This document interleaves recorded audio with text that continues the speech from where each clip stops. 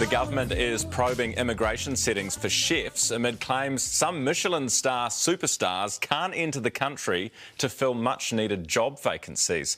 It follows a series of interviews on AM, this program, over claims some chefs who've worked in some of the world's swankiest restaurants aren't considered to be sufficiently qualified to come here and work.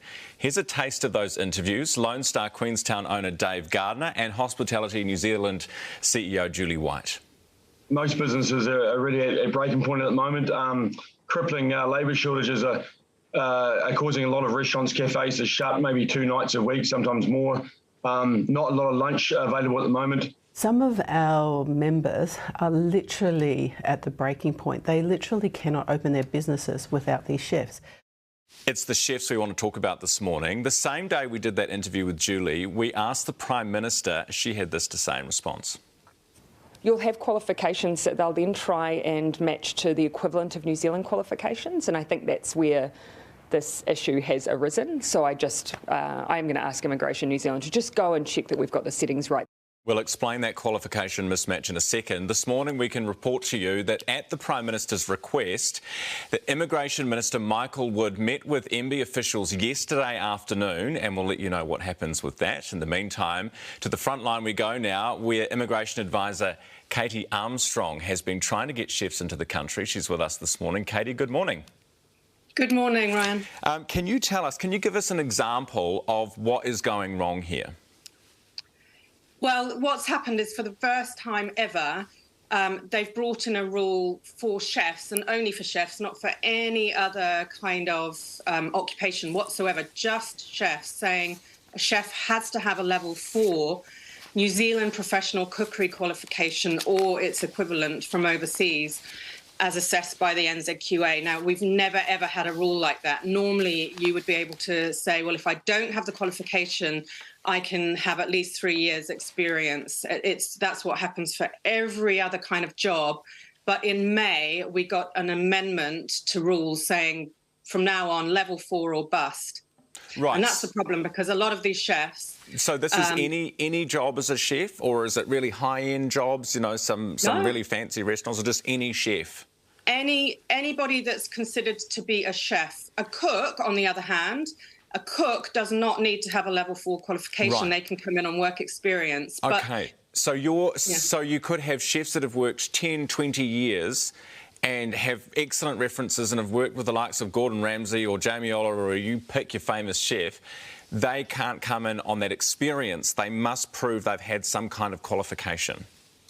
That's precisely the issue. So, and you know, I'll look at many chef CVs, and the ones that we actually want to bring in are the ones that often don't have the qualification because that's life. They might have done their stage or internship in a very high-end kitchen with a high-end chef, but because they don't have that level 4 specifically.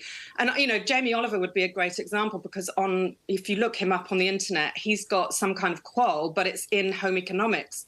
It might be that the NZQA would say, sorry, Jamie, nice qual, but it's not level 4 New Zealand professional cookery. No can do. So are you saying that if the Lone Star restaurant in Queenstown wanted to hire Jamie Oliver, in your experience as an immigration advisor, they probably couldn't?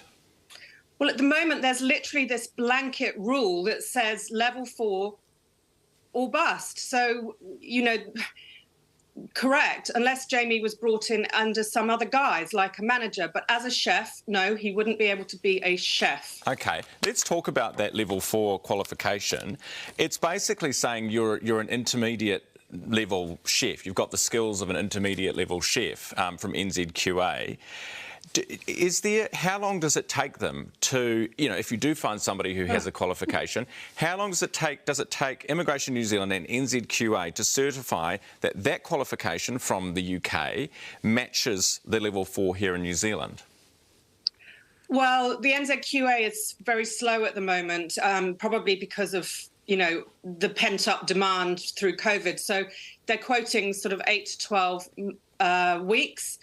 It could be less, it could be more. I mean, it's not science. You put your application in, it goes to an assessor. We are finding it to be slow.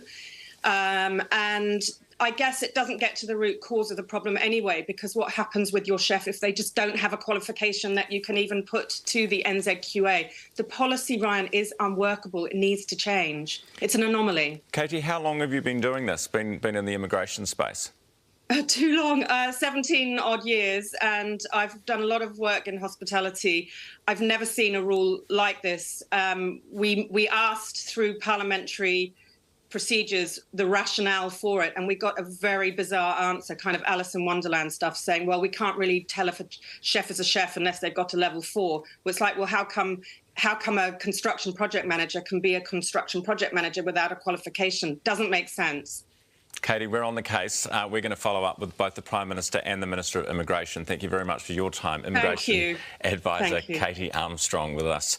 She's doing the good work, fighting the good fight, trying to basically tame a labour force shortage in New Zealand, and gosh, don't we need them.